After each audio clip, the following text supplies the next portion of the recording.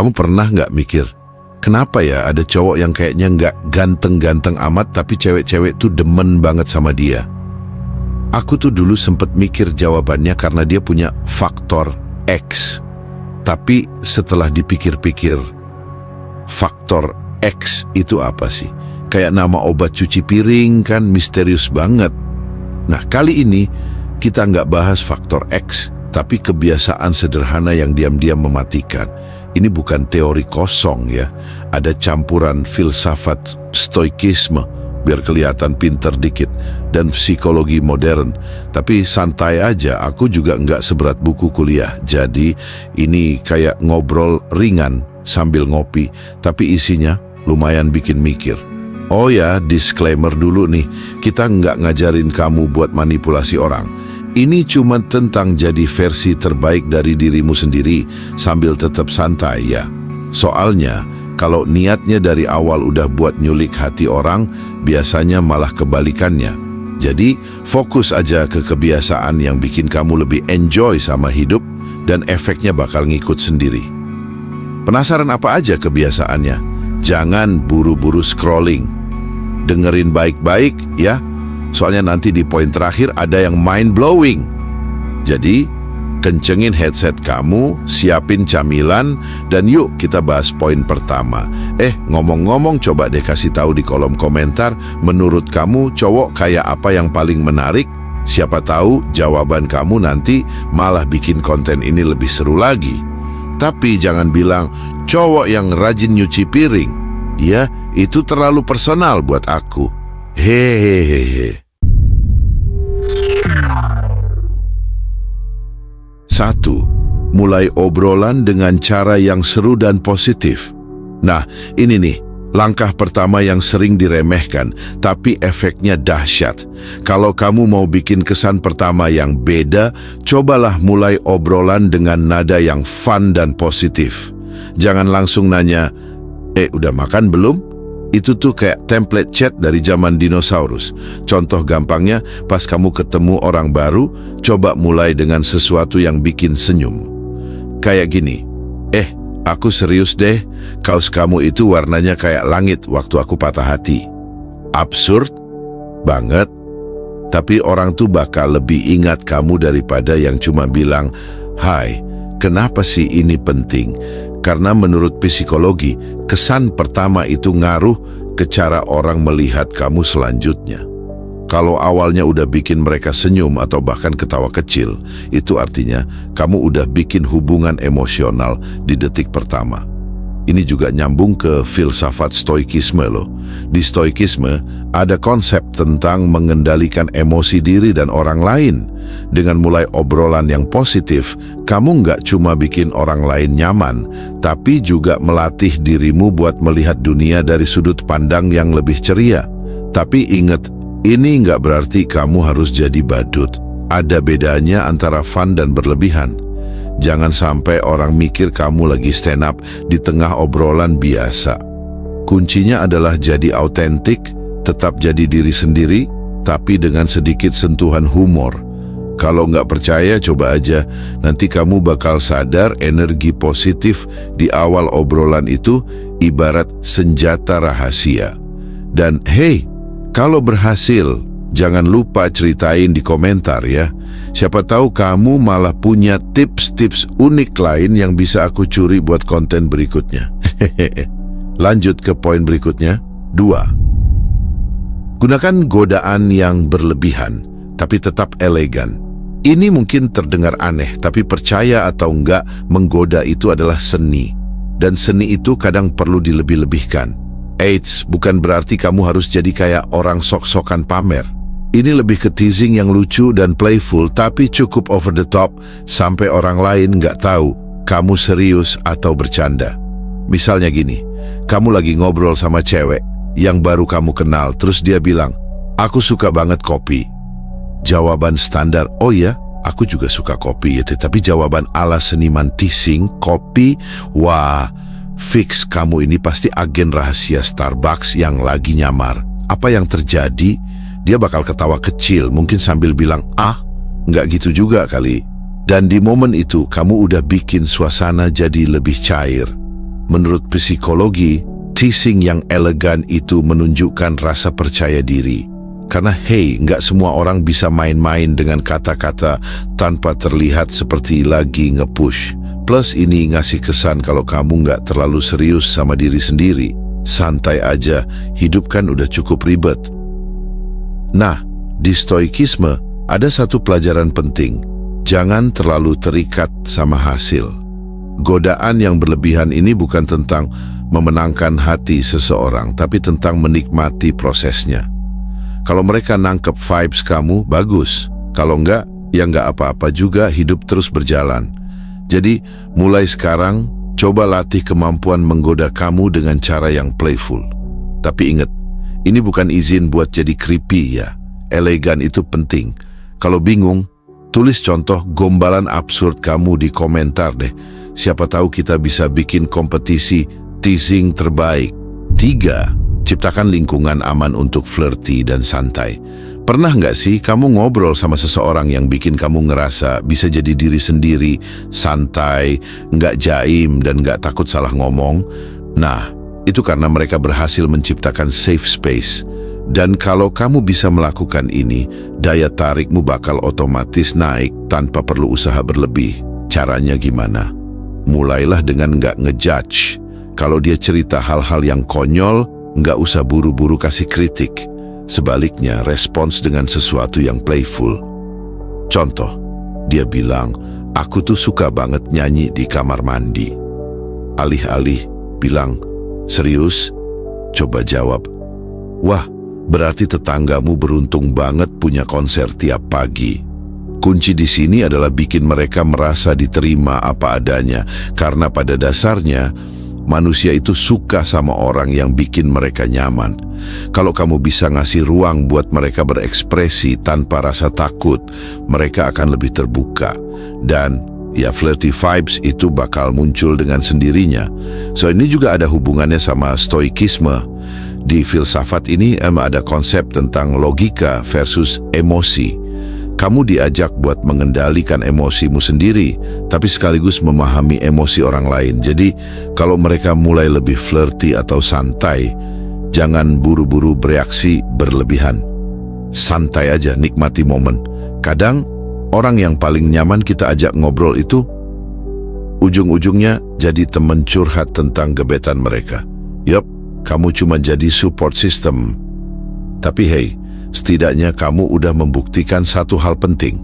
Kamu punya kemampuan bikin orang nyaman. Dan siapa tahu, dari situ, jalan lain malah terbuka. 4. Jadilah absurd secara mainstream. Nah, ini nih yang paling asyik. Kalau kamu pengen benar-benar stand out, coba sesekali jadi absurd. Bukan absurd yang bikin orang takut, tapi absurd yang bikin mereka mikir, kok gua ketawa ya? Misalnya gini, lagi di chat atau ngobrol langsung, terus dia bilang, aku suka banget sama kucing. Kamu jawab, oh aku sih nggak terlalu suka, kecuali kucing yang bisa bahasa Perancis. Baru aku respect. Hah? Kucing bahasa Perancis? Ini yang namanya playful absurdity. Otaknya langsung mikir, apa sih maksud dia? Tapi di saat yang sama, mereka tertarik buat ngelanjutin obrolan. Kamu jadi kayak buku teka-teki yang seru buat dipecahin. Secara psikologis, absurditas ini bikin kamu terlihat spontan dan nggak terlalu dipikirin. Orang cenderung suka sama mereka yang bisa bikin hidup lebih santai dan fun. Kenapa? Karena dunia nyata udah cukup berat, bro. Jadi kalau kamu bisa jadi sedikit absurd tanpa berlebihan, itu magnet tersendiri. Jangan lupa, stoikisme juga ngajarin kita buat nggak terlalu serius sama hidup. Absurd ini semacam pengingat kalau hidup tuh kadang nggak harus selalu masuk akal, enjoy aja jalannya. Kalau mereka nggak ngerti humor kamu, ya udah. Kalau mereka ngerti, berarti mereka soulmate kamu, bro. Dan gini ya, kalau sampai kamu berhasil bikin orang ketawa dengan absurditas kamu, itu pertanda kamu udah jadi pribadi yang playful secara alami. Ngomong-ngomong absurd, apa paling gila yang pernah kamu ucapin ke orang lain? Coba tulis di kolom komentar. Kalau absurd, kamu cukup bikin aku ngakak. Siapa tahu aku sebarin idenya buat konten berikutnya.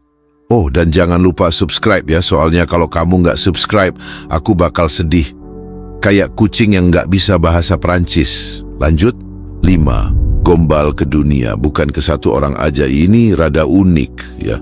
Kalau biasanya kamu mikir harus fokus ke satu target biar berhasil, konsep ini bilang kebalikannya. Flirt aja ke semuanya, bukan cuma ke orang tapi ke dunia secara keseluruhan. Maksudnya gimana? Gampang.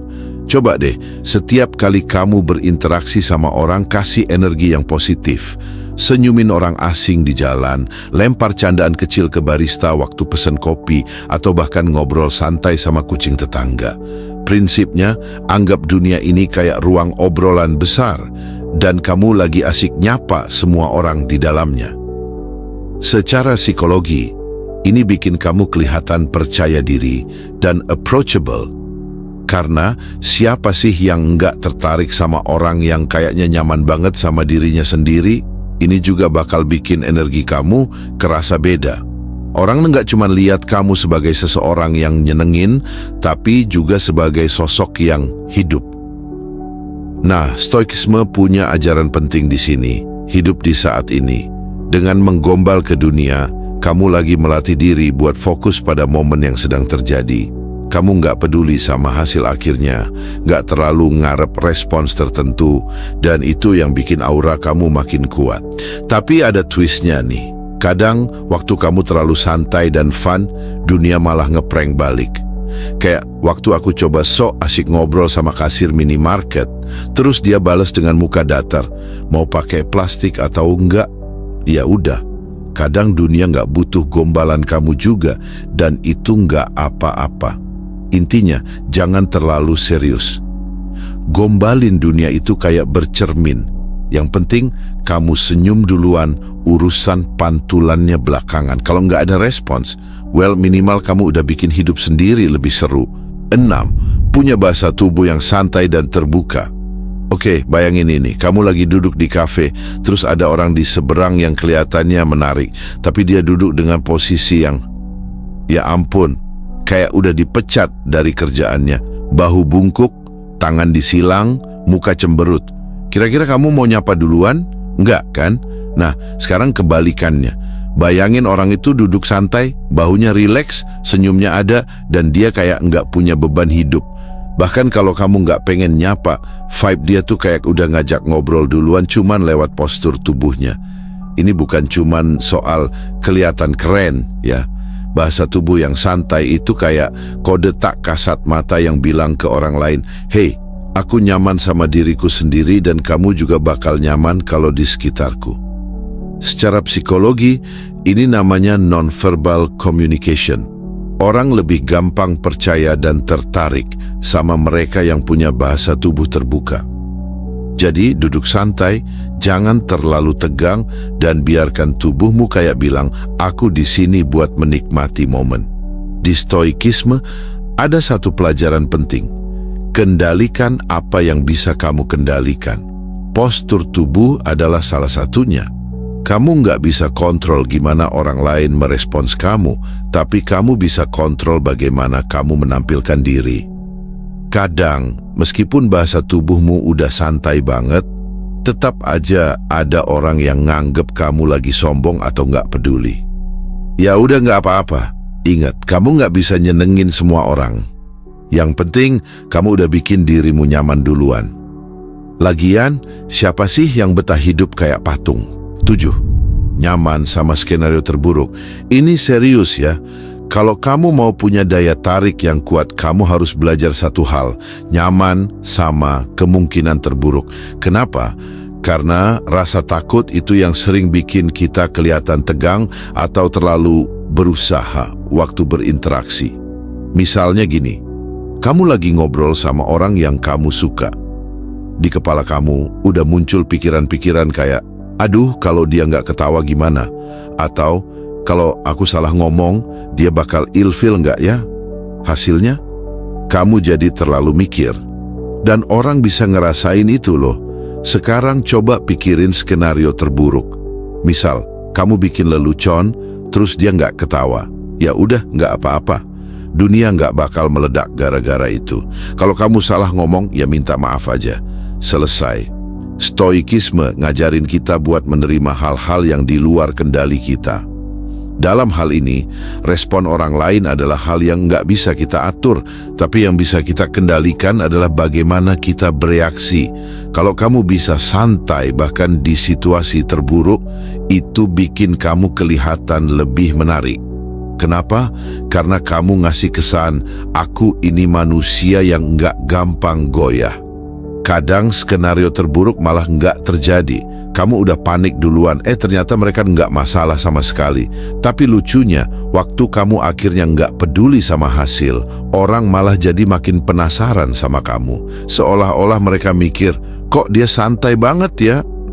Jadi mulai sekarang coba tanya ke diri sendiri, apa skenario terburuk yang bisa terjadi? Kalau jawabannya nggak seserem itu, ya nggak usah terlalu pusing. Toh, di ujungnya kamu cuma manusia biasa yang lagi belajar jadi lebih baik, sama kayak mereka. Oke, jadi kalau dirangkum, intinya semua poin tadi adalah tentang gimana kamu bisa santai, playful, dan nyaman sama diri sendiri. Tapi ada satu rahasia besar yang sebenarnya nggak aku bilang dari tadi. Semua ini nggak akan berguna kalau kamu nggak konsisten. Yup, kamu bisa flirting ke dunia, punya body language keren, atau jadi absurd sekalipun. Tapi kalau semua itu cuma sekali-sekali, efeknya bakal hilang. Karena daya tarik yang sebenarnya itu datang dari kebiasaan, bukan trik dadakan. Dan tahu nggak, kebiasaan ini juga bikin kamu lebih bahagia. Karena waktu kamu santai dan menikmati hidup, orang-orang di sekitarmu bakal kebawa energinya. Jadi, nggak cuman bikin kamu kelihatan menarik, tapi juga bikin dunia sekitar kamu lebih positif. Nah, kalau kamu udah nyoba salah satu trik ini, cerita dong di kolom komentar. Siapa tahu pengalaman kamu bisa jadi inspirasi buat orang lain. Oh iya, jangan lupa subscribe, biar kamu nggak ketinggalan tips-tips absurd lainnya. Serius, aku bakal sedih banget kalau kamu cuma lewat doang tanpa subscribe. Tapi ya, nggak apa-apa juga sih, namanya juga hidup. Kira-kira trik mana yang bakal kamu coba duluan?